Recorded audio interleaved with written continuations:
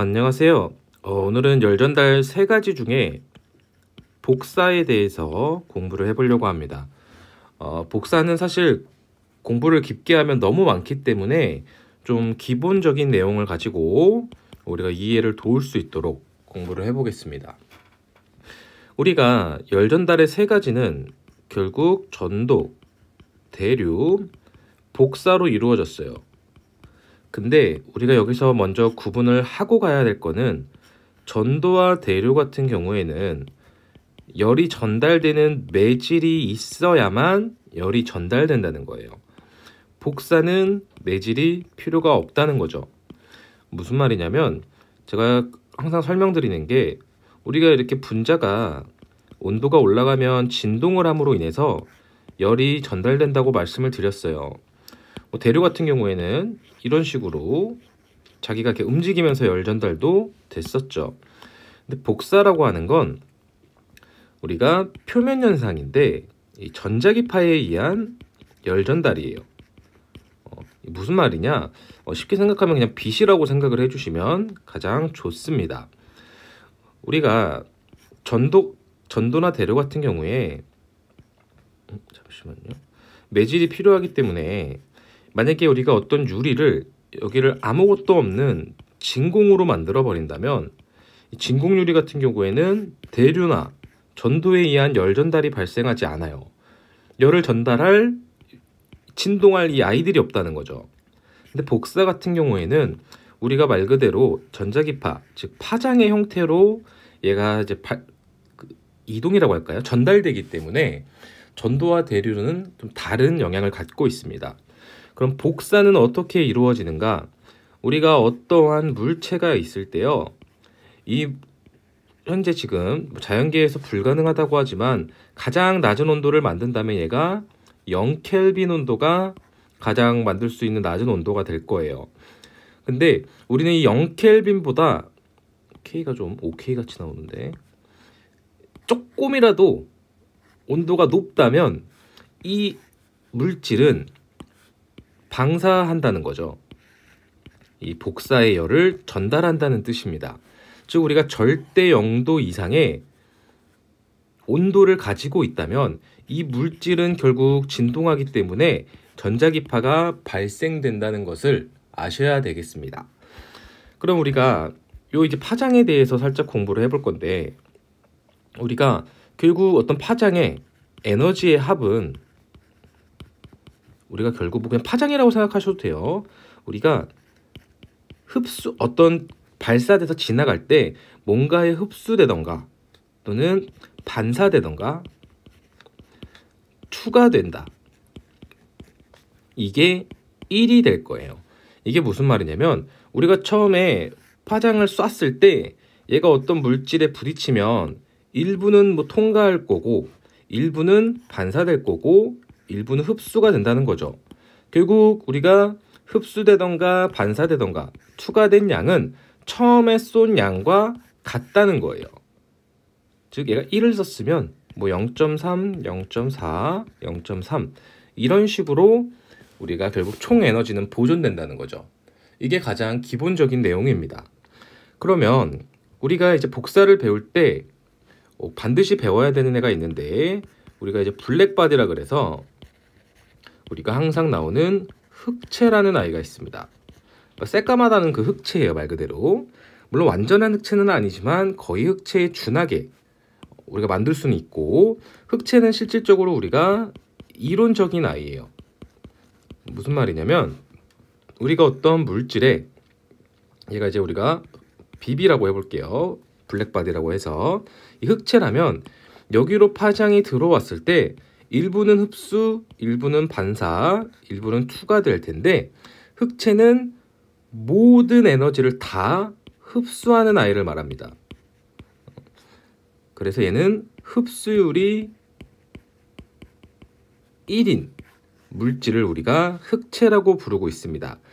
다르게 말하면 우리가 흑체의 빛을 조사했을 때 이 흑체는 빛을 반사하거나 투과하지 않고 전부 흡수한다는 거죠.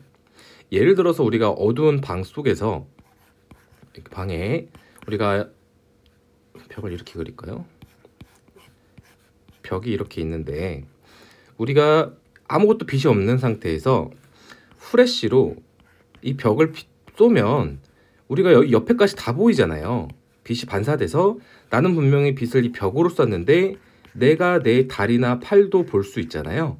이게 반사가 되기 때문인데 이게 만약 흑채라면 이 빛을 쏴도 내 몸은 볼 수 없다는 거죠.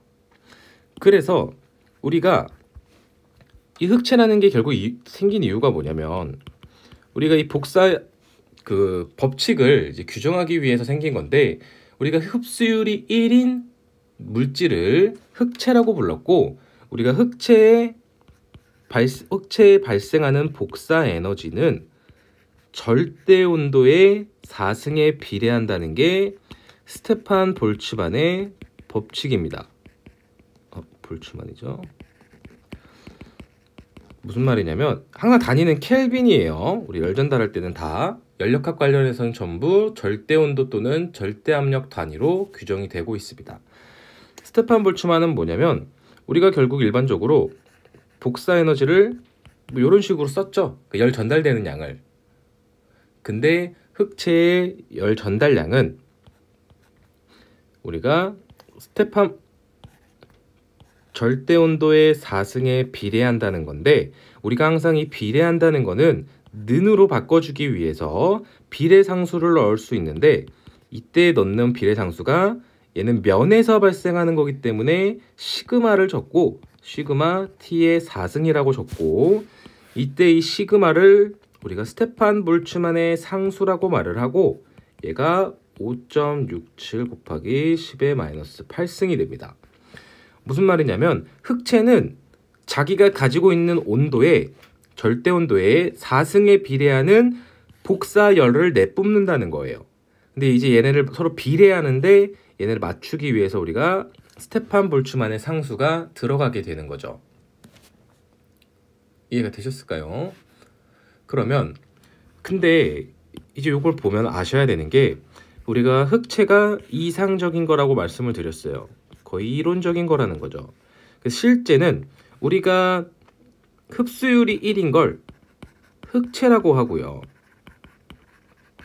반사율이 1인 걸 우리가 화이트 바디, 백채라고 하는 거죠. 백채는 잘 부르진 않습니다. 그럼 우리가 실제 물건은 완전히 반사하는 놈도 없을 거고 완전히 흡수하는 놈도 없을 거니까 우리가 그레이 바디라고 해서 실제로는 회색체에 대한 물질 특성을 갖게 됩니다. 즉 일부는 흡수하고 일부는 방사하고 뭐 이렇게 된다는 거죠. 자, 그렇다는 건 우리가 실제의 열 전달은 우리가 회색체가 방사하는 에너지가 있을 거고요. 그리고 흑채가 이론적으로 방사하는 에너지가 있을 거예요. 무슨 말이냐면 우리가 이론적인 방사 양이 있을 거고 실제로는 우리가 흑채까지는 아니기 때문에 실제로는 방사하는 에너지가 좀 떨어진다는 거죠. 우리가 이때 이 비율을 우리는 뭐 이렇게도 쓰고 이렇게 쓰기도 하고 방사능이라고 하는 거죠. 이렇게 엡실론이라고 쓰고 방사능 또는 방사율이라고 말을 합니다. 이미시비티라고 하는데 이 식을 한번 정리해 보면 우리가 실제 회색체에서 방사하는 열 에너지는 이렇게 열 전달의 형태의 값을 띌 거예요. 흑채가 방사하는 에너지는 시그마 t의 4승만큼 방사를 했었죠. 이게 이 비율을 우리가 방사능이라고 하니까 이 실제로 발생하는 방사 에너지는 엡실론 시그마 t의 4승이라고 하는 이 회색체에서 발생하는 열 에너지는 이런 식으로 구성이 된다는 거죠. 절대 온도의 4승에 비례하는데 흑채는 요 스테판 볼츠만의 상수값을 곱해줘야 되는 거고 하지만 실제 물질은 회색체이기 때문에 우리가 방사율이 붙는다는 거죠. 자, 그리고 좀 더 제가 정리할 겁니다. 결국 차이는 뭐냐면 우리가 이런 면에서 결국 우리가 이 복사라는 건 이 표면에서 발생하는 현상이기 때문에 우리 빛은 다양한 방향으로 나가게 됩니다. 또 이 표면의 형태가 뭐 볼록한지 오목한지 등에 따라서 빛이 나가는 방향이 달라지게 될 거예요. 비슷해 보이실 수 있지만 실제로 좀 이렇게 차이가 생긴다는 거죠.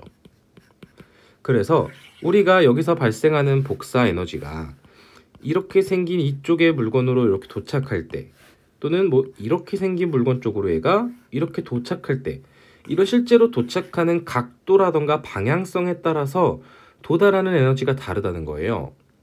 뭐 거리가 멀 수도 있고요. 너무 당연한 거죠. 우리가 주먹질을 하는데 벽이 옆으로 스치든지 정면으로 하는지 다르기 때문에 우리가 이런 비율을 고려한 걸 우리가 형태 계수라고 하고, 사실 이건 좀 복잡해집니다. 우리가 이렇게 파이라고 쓰는데 원래 공부를 좀 더 하면 보통 F1, 2 이런 식으로 많이 써요. 1번 물체에서 2번 물체까지, 거꾸로 2번에서 1번까지 뭐 이런 식으로 많이 표기가 되는데 기술사에서는 이렇게 파이로 많이 표기를 하고 있습니다. 그래서 결국 최종적으로는 우리는 복사로 인해 발생하는 열 전달은 파이 엡실론 시그마 t의 4승이라고 하는 요런 형태로 열을 전달을 하고 있다는 것을 알 수 있습니다. 근데 우리가 요식 말고 하나 더 있어요. 우리 소방에서 많이 쓰는 건 뭐가 있냐면 우리가 4분의 파이 r 제곱에 xr 큐 곱하기 코사인 세타라고 하는 얘는 이제 xr은 복사 분율이고요. 효율이라고 생각을 해주셔도 돼요. 이 q는 에너지 방출 속도겠죠. 결국 우리가 열은 에너지였잖아요. 온도가 올라가기 위해서는 열 에너지를 많이 가지고 있는 거니까 결국 우리가 열 방출 속도 가지고도 복사 에너지를 산출할 수 있다는 거죠. 근데 이 두 개는 약간 좀 차이는 있습니다. 근데 뭐 자세히 할 필요는 없어서 자, 조금 보충을 한번 해보겠습니다. 우리가 이 방사능이라고 했는데 결국 흑체가 방사하는 게 1이니까요. 뭐 회색체는 뭐 작으면은 뭐 0.1부터 0.9까지 0.99999가 되나요? 이제 값이 되겠죠. 그래서 방사능은 항상 0부터 1 사이의 값을 갖고요. 실제로 1은 될 수가 없다는 것을 알 수 있습니다. 그리고 조금 더 공부를 한번 해보겠습니다. 갑자기 방사율이 나왔는데 아까 위에는 흡수 반사투가 있잖아요. 우리 조금 더 공부를 해보면 이제 우리가 이제 키르호프 법칙이 나오는데 그 전기의 키르호프 법칙이 아니고 우리가 흑체의 복사 에너지는 흑체가 방출하는 복사 에너지는 온도와 파장만의 함수라고 이제 키르호프께서 정의를 내렸어요. 이게 무슨 말이냐면 우리가 결국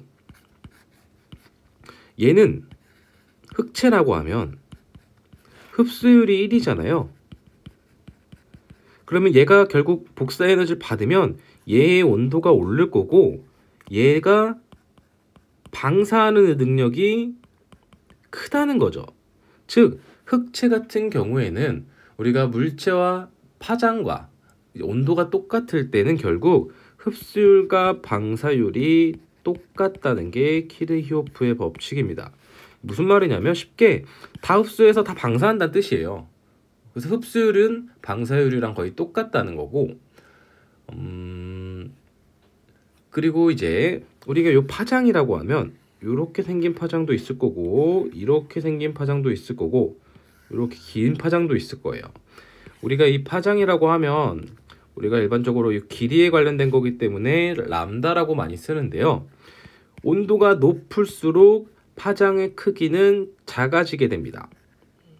이게 무슨 말이냐면 이건 사실 소방보다 일반적인 내용에서도 좋은데 우리가 이렇게 63 빌딩이 있다고 해보고 옆에 아파트가 하나 있다고 해보겠습니다. 우리가 여기 태양에서 태양은 일반적으로 우리가 1363이었나요? 73이었나? 우리가 와트 퍼 제곱미터의 태양 상수를 갖고 이만큼 복사열이 나온다는 거예요. 해에서 숫자는 조금 다른 경우도 있습니다. 우리가 처음에 햇빛이 받아서 여기 열을 63빌딩에 가할 거예요. 그럼 일부는 흡수할 거고 일부는 반사가 되겠죠. 뭐 추가가 되는, 뭐 이쪽으로 추가가 되는 애도 있을 거고. 그러면 결국 이 표면의 온도가 올라가기 때문에 얘도 재방사하게 됩니다. 근데 우리가 처음에 온 애가 더 당연히 뜨겁겠죠? 다시 방사한 애보다.